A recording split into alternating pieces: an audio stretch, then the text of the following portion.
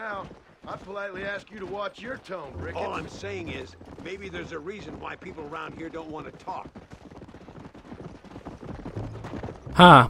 Anyway. Oh, damn it. Thing that keeps me going. You know, you remind me a lot of myself. How I used to be. Stubborn and angry. You ain't changed all that much. Look, it's an army convoy. I think I see the prisoners in those wagons. Time to take him out.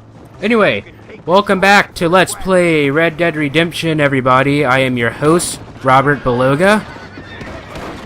That's... Oh, let me get some Deadeye while I'm at it. Because I don't want to die.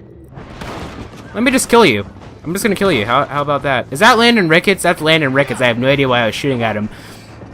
That's a problem with this game. I've said this time and time again, is that the people, for whatever reason, you can't really tell who is who, because they all look the freaking same. Alright, let's kill all of you guys. Alright, there's still a couple more. Just gotta shoot this guy over here. I don't want to die, I don't want to die, I don't want to die. Please don't kill me, please don't kill me. Ah, he killed me. Damn it. No! Alright, no big deal there. I guess it's come to be expected that I'm going to die at least 2 times each mission, so... That seems to be my average these days, is dying at least twice per mission. That must be them. This is our chance. See if you can take control of that first wagon. Why is it that whenever you shoot somebody once in Deadeye, they die? Whenever you shoot them once, like... Without Deadeye, they tend to stay alive for whatever reason. And these are like decent shots. I'm getting like heart shots, lung shots, and that's still not enough to kill these guys sometimes. Alright, so we got you, we got you, we got you. Okay, there we go. We got you too, I think. Hold on, please die. Yeah, okay, now he's dead. Now it's time to catch up to the other guys. We just have a stagecoach, I guess. Or a stagecoach driver, and that should be it for this round of people, I guess. There we go. Because I know... Oh, I have to drive the prison wagon. Because I know that this is not the last bit of people. As soon as we get back on the stagecoach, we're going to have to fight some more people. You saw that? That was a weird animation for him getting on. Oh, we're driving him to America? Well, you know, the more the merrier, I say. The country is founded by immigrants. Coca-Cola has it right.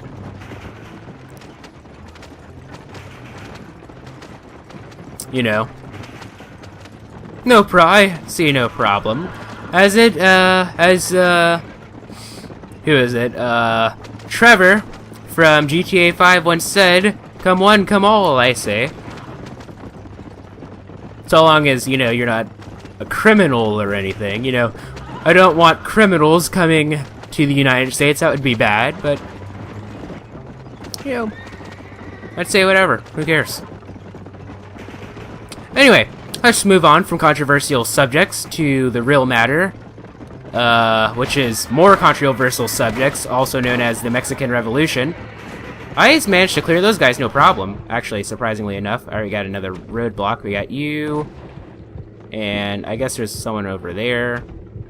Okay, there we go. Oh, wow, I didn't even mean to shoot that, but that's awesome.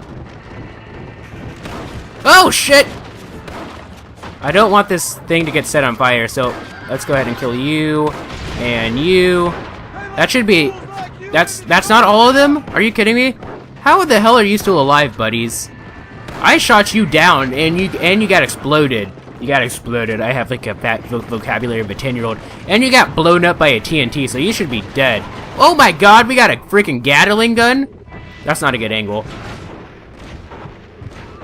Okay. I hope that this doesn't kill me. It's probably gonna kill me. Alright, come on, let's go. Alright, let's get some Deadeye now that I have a proper angle. And you. And you. Okay, there we go. That should be the last of them. Yay! I actually went through this... No, I don't want to say that just yet, because I feel like some more guys are going to come out and just fuck me over, and then I'm going to end up failing the mission. But I think I went through this mission relatively simple. I mean, relatively quickly. That was no problem at all, in my honest opinion. Assuming this is the entire mission, which it might not be. You never know. Some of these missions can be really short. Some of these missions can be obnoxiously long. This seems to be like a relatively short one, because I don't think the Land and Ricket missions are mandatory. They might be. But they seem more optional to me than anything, especially because of the last mission.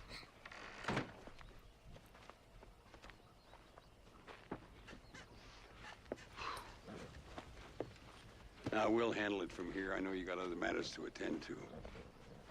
It's been nice riding with you, Mr. Ricketts. And you too. You took me back to another time. Talk to Louisa.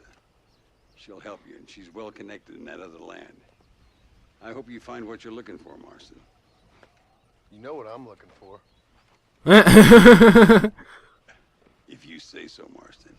If you say so. Okay. Well, that's that. I believe that's the last we'll see of Landon Ricketts for a little while. Usually, the way that Rockstar games work is that you stop seeing them for, like, half of the game, and then they come back for, like, the last mission or whatever. So all we have is just Santa, but if this mission's gonna be nearly as long as the other one, I do not want to start it, because, what was I gonna say? Let's do the California mission since I'm in the United States. Because, I can't remember what I was trying to say. Because, I'm at the last 9 minutes of the recording session, so, I need to wrap things up relatively quickly. So, that's what I'm gonna do. I'm going to, do this. And then, I actually need to record some Red Dead a little bit more. Not for my Red Dead series, but for something else, which shall not be spoiled just yet. I will just leave you a little teaser. Red Dead will come back in something else. In a different type of, fashion, eventually. Anyway. Regardless. Let's go ahead and let me itch my wrist and my knee while I'm at it. Red Dead will be... I don't know, by the time you see that Red Dead thing, the Red Dead series might be over with. But it might not be, it depends on how long the series goes. Regardless, let's go ahead and continue. Off to where we need to go. To the wide blue yonder, flying high into the sun.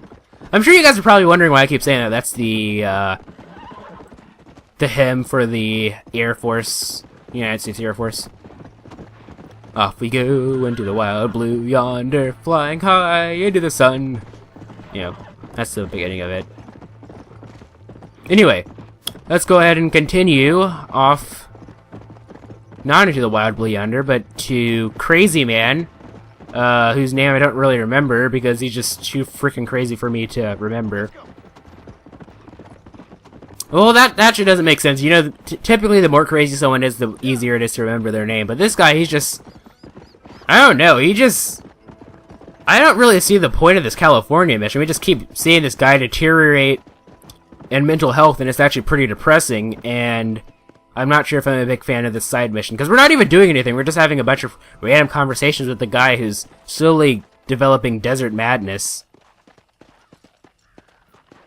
Oh, are those vultures? Yep, I knew it. Poor man. Poor man. Holy shit.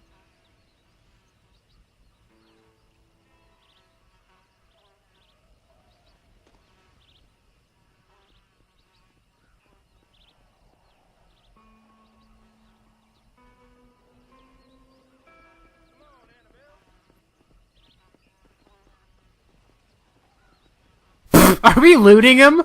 Oh my god.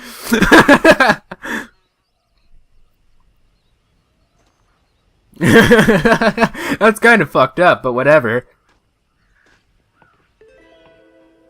Deliver Sam's letter to Armadillo.